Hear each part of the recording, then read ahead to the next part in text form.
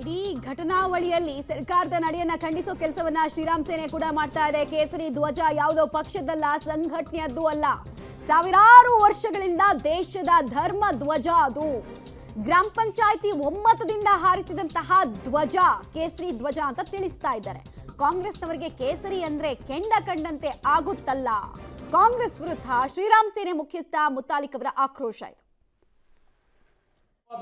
ಇವರಿಗೆ ಕಾಂಗ್ರೆಸ್ನವರಿಗೆ ಕೇಸರಿ ಕಂಡ್ರೆ ಒಂಥರ ಕೆಂಡ ಕಂಡಂಗೆ ಕಾಣಿಸ್ತಾ ಇದೆ, ಅವರಿಗೆ ಉರಿ ಕಂಡಂಗೆ ಕಾಣಿಸ್ತಾ ಇದೆ. ನಾನು ಹೇಳ್ತೀನಿ, ಧರ್ಮಧ್ವಜ ಇದು, ಇದ್ರ ಮೇಲೆ ಸಿಟ್ಟು, ಇದ್ರ ಮೇಲೆ ದ್ವೇಷ ನಿಮ್ಮದು? ಕೇಸರಿ ತ್ಯಾಗದ ಪ್ರತೀಕ, ಸಂಸ್ಕೃತಿಯ ಪ್ರತೀಕ, ಅತ್ಯಂತ ಶ್ರೇಷ್ಠವಾದಂಥ ಸಮೃದ್ಧಿಯ ಪ್ರತೀಕವಾದಂಥ ಆ ಧರ್ಮಧ್ವಜದ ಮೇಲೆ ಯಾಕೆ ನಿಮ್ಮ ಸಿಟ್ಟು?